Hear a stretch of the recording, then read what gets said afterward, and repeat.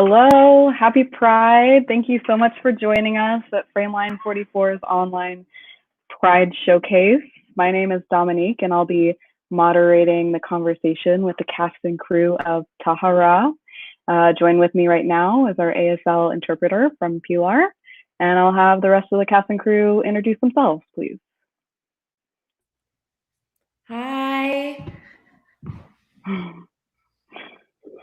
Hi. Hi.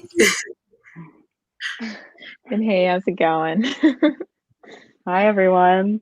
So I'm just going to have you all go through and let us know what you did on the film.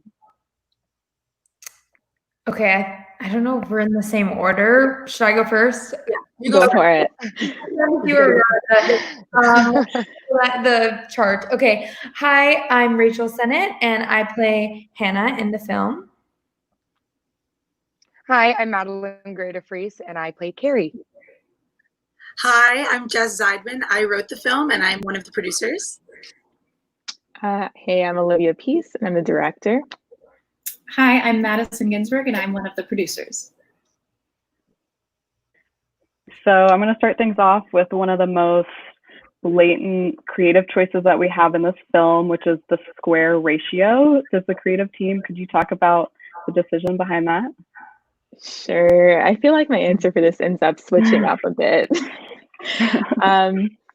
Essentially, I think the square came from me just looking at these really cool teens who are making videos on Instagram. I noticed that by having it be a square, you got like a really tight look at exactly what people were looking at on screen, which to me definitely kind of mimicked that feeling of being a teenager where everything is so, you can get just so kind of hyper focused on things, you know?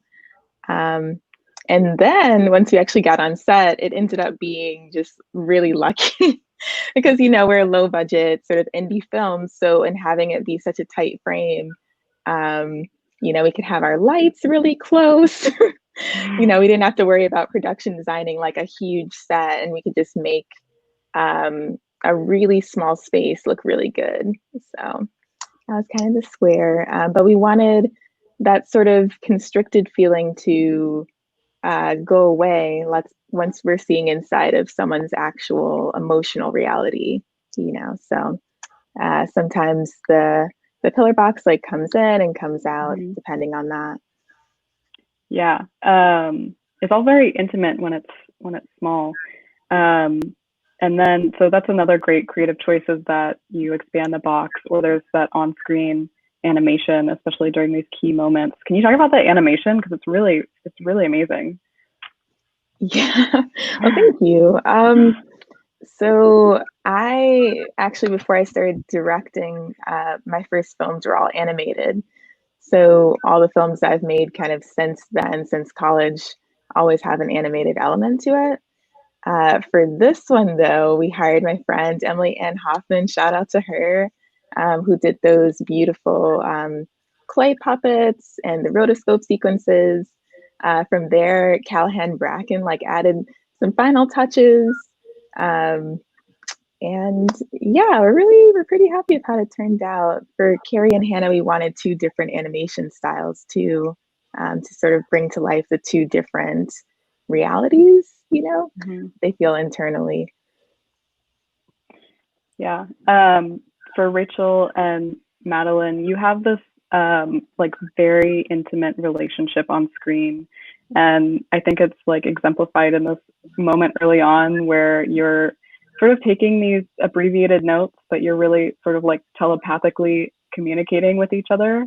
So I just wanted to ask if like what your relationship was like when you first came on set, and how you got to that point of being able to portray these characters who like know what each other is thinking. Rachel, you go ahead. You go ahead. You go. Yeah, it's basically we met the day before we started shooting at a fitting, and we basically were like, we should know each other. We have to like get to know each other, and so we just like got dinner together at the hotel we were staying in, and just like talked and like got along really well. And I think it just like we just clicked, and it just was like fun hanging out. And so then I felt like it was like easy to build off each other in the scenes, and like we would run them the night before and like just try stuff. So I feel like just having that real in-person relationship really helped with the characters. Yeah, like I feel like, you know, how we like rehearsed everything the night before, we'd like hang out and then be like, okay, let's run over like all of our lines and like do the scene and let's try something. It was so great kind of building that friendship along the way, because every day on set we would go into it already like, great, like we feel already like comfortable and good, and like we're already warmed up, because it is like so organic, like the conversations that we're having like as friends. Yeah. Yeah, it's really nice. So that would bring me to ask how the rest of the cast and crew got on board. Did anybody know each other? Yeah, a lot of us knew each other. For the core, so both producers, co-producers, so Dasha Gorin and Madison Ginsburg and myself and Olivia and many other crew members went to Northwestern University. So that sort of created like a nice block of people. And from there, it was sort of friends and favors and young filmmaker community connections that brought us a lot of the crew and a lot of the cast. And additionally, we worked with a lot of local crew who were based in Rochester or the greater, Western upstate New York area. And we had some great film students from the Rochester Institute of Technology, and some of their professors also helped us out. And yeah, it was a lot of like, indie filmmaking is so based on the sort of goodwill and energy of so many people. And that I think is a lot of how this movie got made, was just the willingness to like come together and like work kind of chaotic but very fun days and make it happen. And I think that energy was true from like the moment we decided to make it and all throughout the process. And that's a lot of how we got people to come on board. Mm-hmm. Great. Just as a writer, do you have like a personal experience that you can relate back with the storyline? Did you go to Hebrew school or?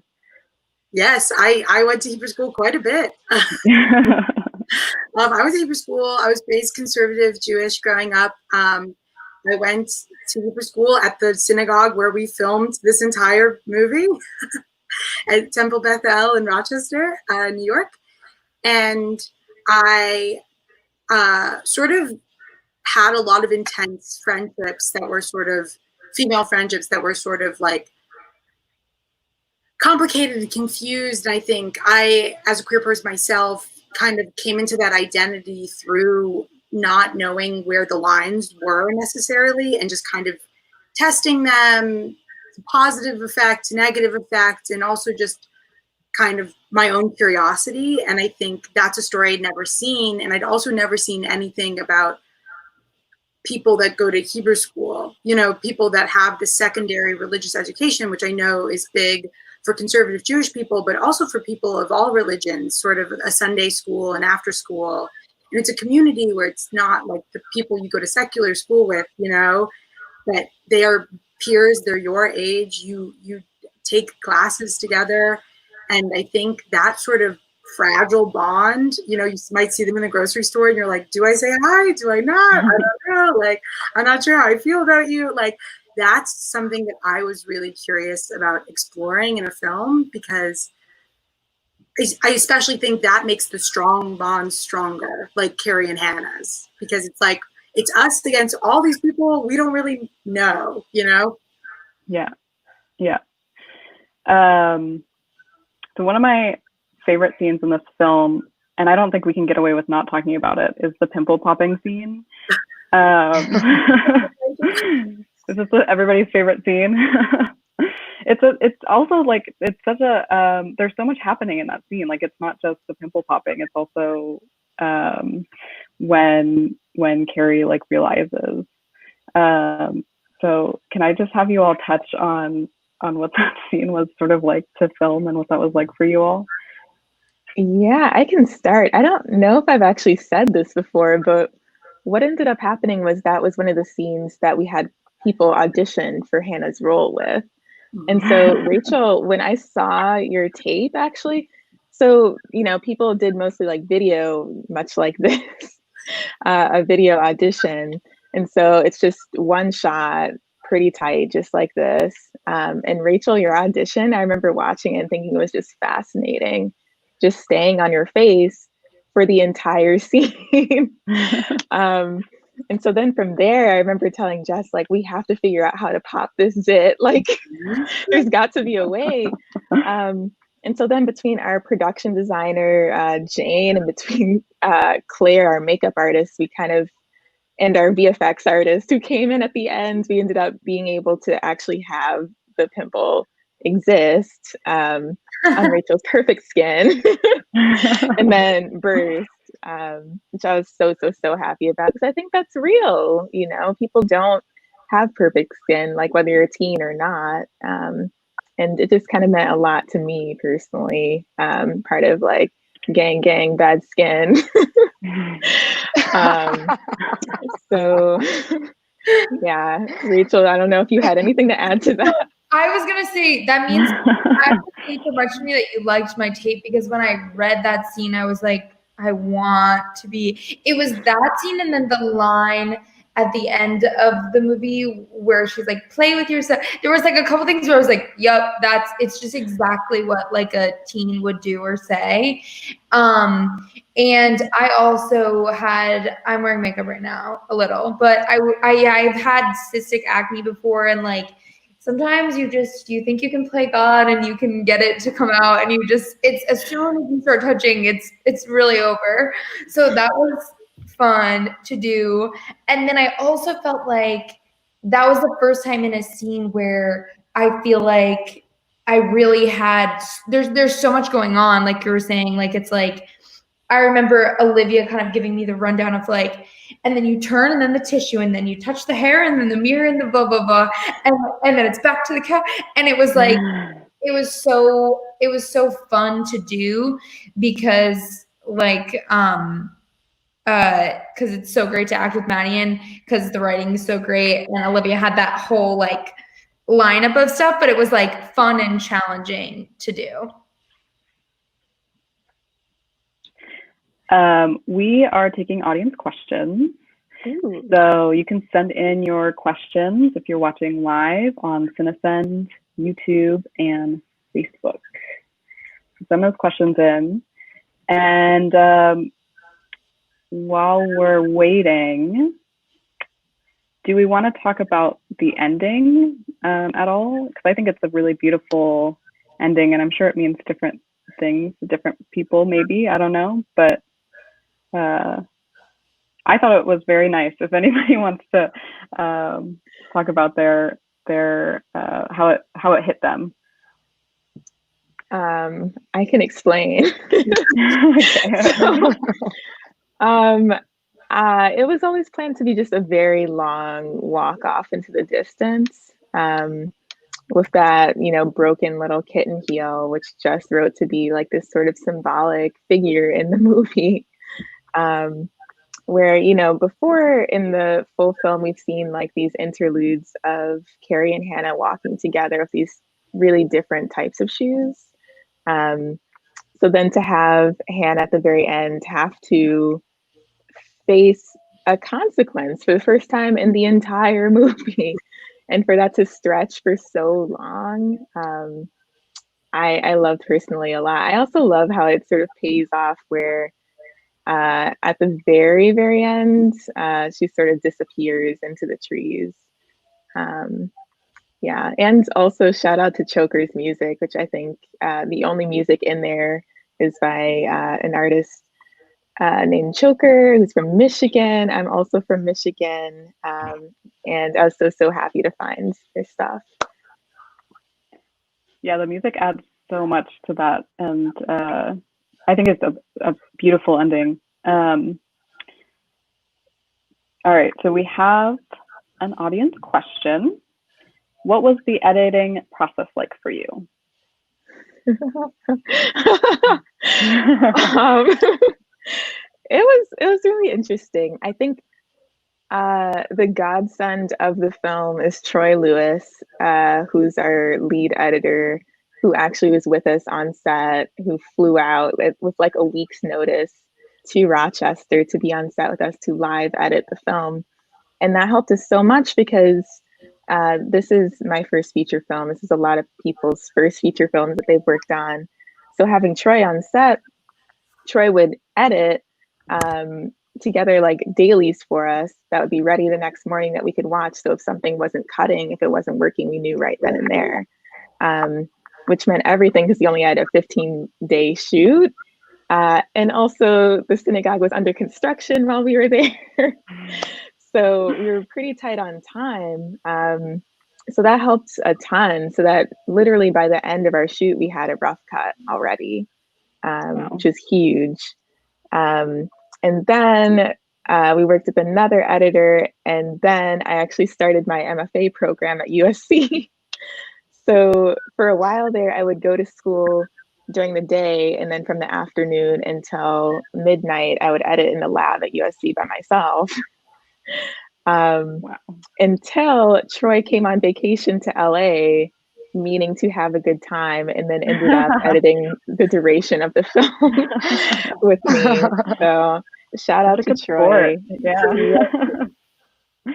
And while we're talking about who was on set, I want to make sure that the audience gets a chance to meet Madison, who we haven't seen from yet, but I'd love to hear her experience of what it was like being around the film.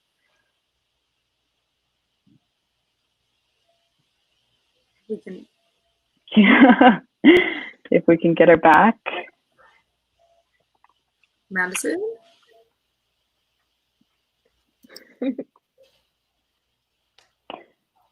We'll wait one more minute. Hi. Hello. Guys. Yeah. Oh my goodness. Everyone on this film set was a total rock star. I have produced a few indie films, but I loved that this one was led all by women. And it's such an incredible team. I don't know if Jess mentioned how, we found Olivia from school, but she originally missed Jess's introduction email because we had the wrong email. So we were kind of freaking out a little bit in the beginning, but when we got her right email, it was like, thank God we found the director. A wonderful experience.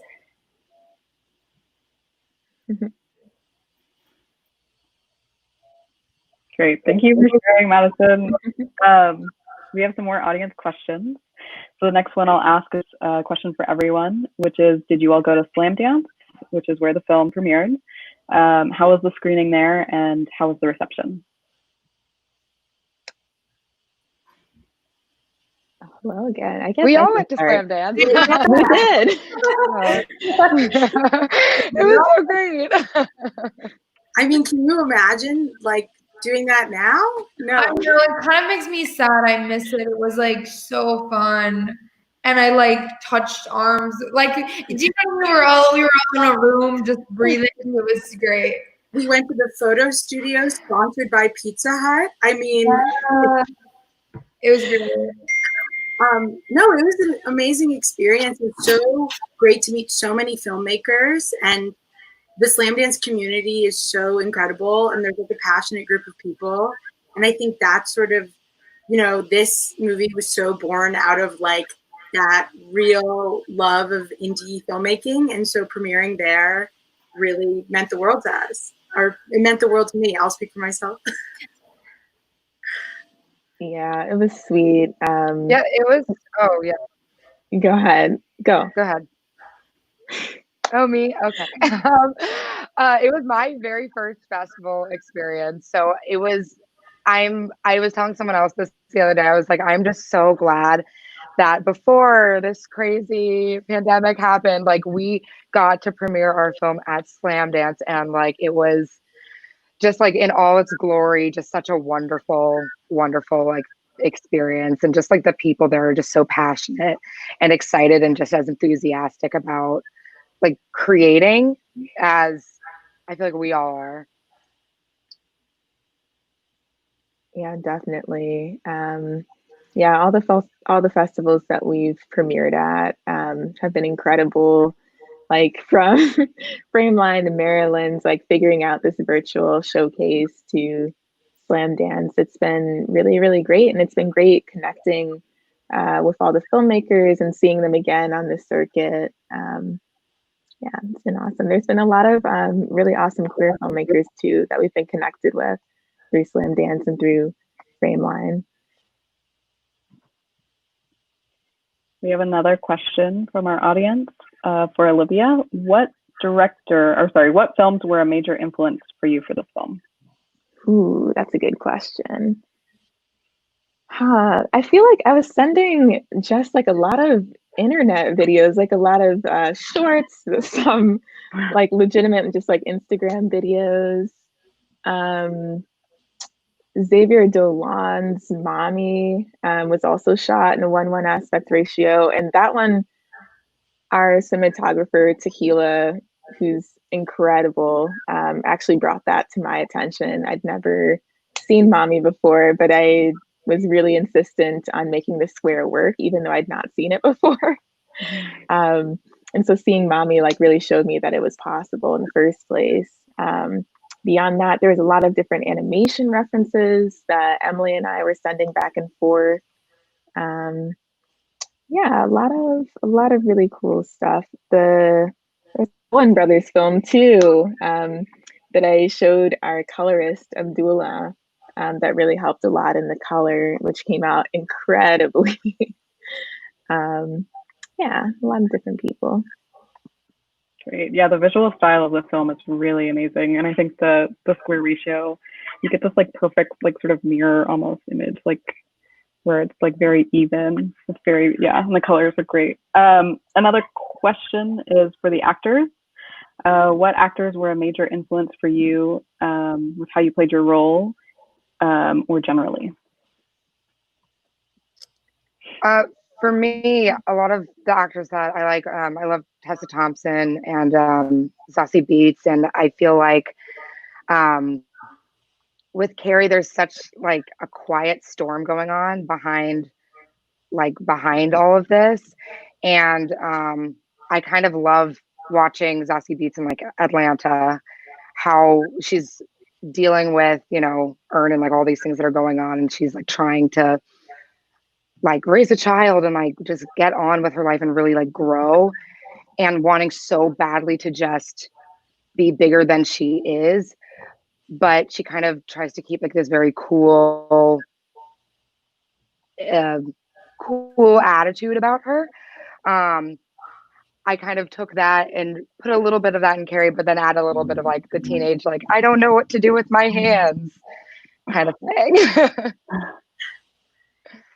Yeah, and I feel like specifically for this film, I feel like there's so much like what Maddie's saying of like that awkwardness and the teen angst. I feel like I was thinking a lot about like 8th grade and Pen 15. I feel like is another. It's obviously they're different in tone, but I feel like there's just something about like when you're a teenager, you have all these like anxious mannerisms that like mostly I still have some, but like go away. And so I was like thinking about those and yeah, drawing on those for the film. Great.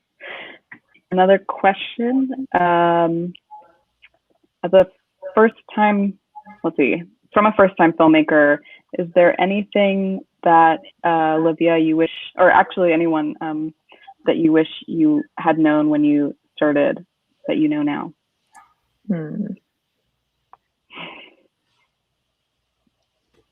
I think personally, I just like completely underestimated how long it would take to get to a complete film. Like finishing a feature film, because I think a lot of my mentors, bless their hearts, you know, I would come to them and I'd be like, what advice do you have? And they would say, oh, you've made shorts, you've made music videos, it's the same thing, it's just longer. But that it's just longer part really should be emphasized. Like, I truly thought we finished shooting in that May of last year. Yep.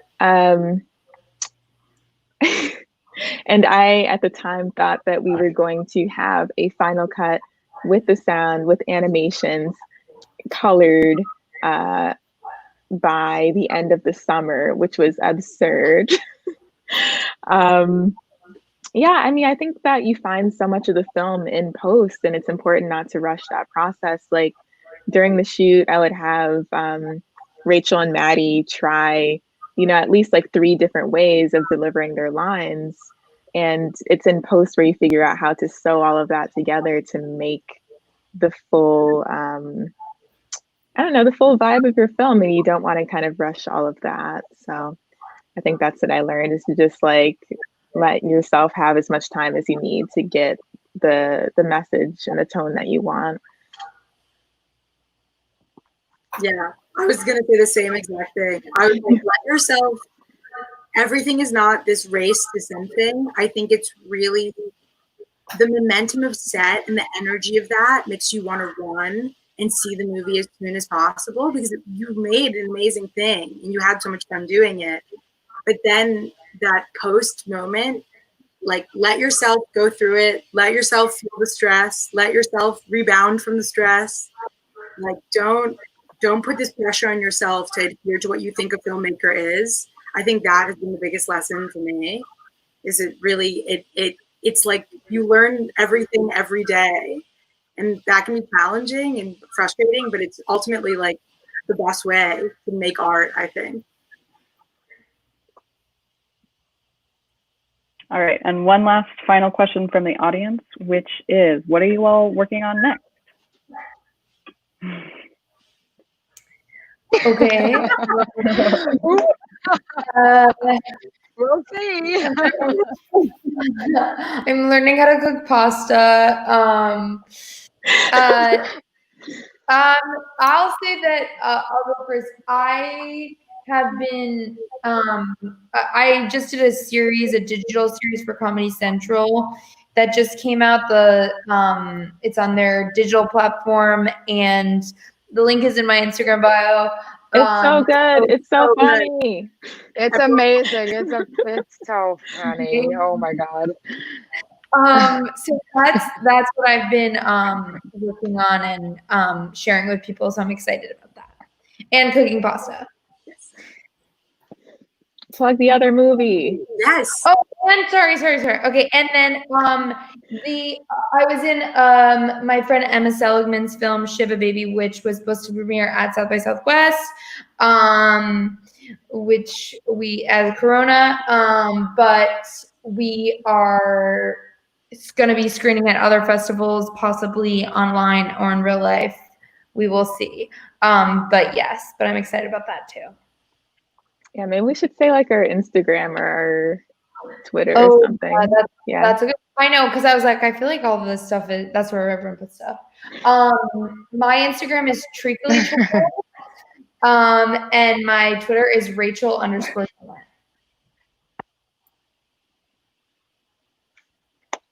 Maddie, go. Oh, am I next? Okay. Yeah. Oh, sorry. Okay. Currently, what am I working on? So one of my friends and I, we've been in like development for a film called Petty and Pink for a very, very, very long time. And everything got pushed back with production because of, Miss Corona. But we're still pushing along in any way we can right now. Follow our TikTok. We're going crazy on TikTok right now. I don't get it, but the youngins love it. It's called Petty and Pink. And the two of us are hopefully launching a podcast soon. So be on the lookout for that as well.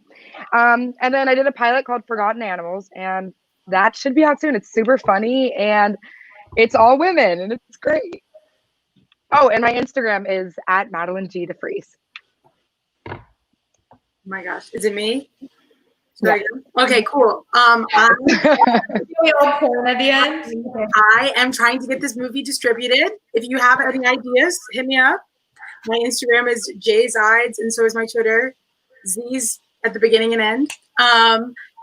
I am developing a pilot with my partner, Justin Linville. Shout out to Justin. So that's fun. And I'm writing another feature that's about toxic girls. Yeah. Sometimes we have one trick and we do it again and again.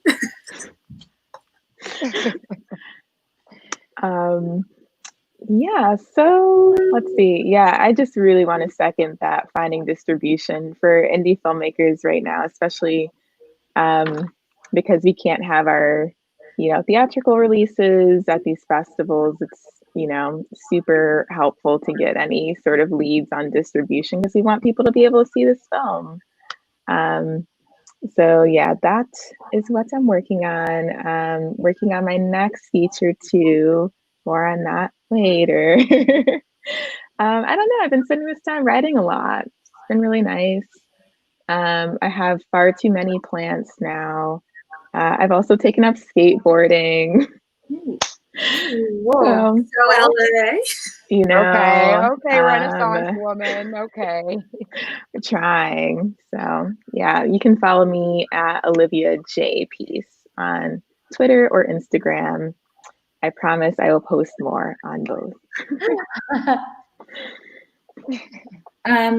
Okay, so mine is my update, a little different, kind of switching careers. My brother, who actually was the costume designer of TAHARA, he has launched vegan combat boots.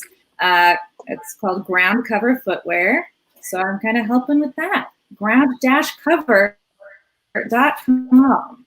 But also, please, tell your friends to look out for TAHARA on the future virtual festival circuit.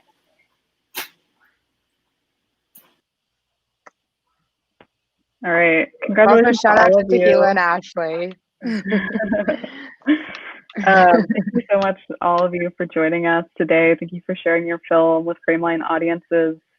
And to those watching at home, Frameline's Pride Showcase ends tomorrow, so you have time to catch up on some queer content. And happy Pride, everyone. Thank you for being here. Thank you. Happy Pride. Yeah, thank you. Pride. Happy Pride.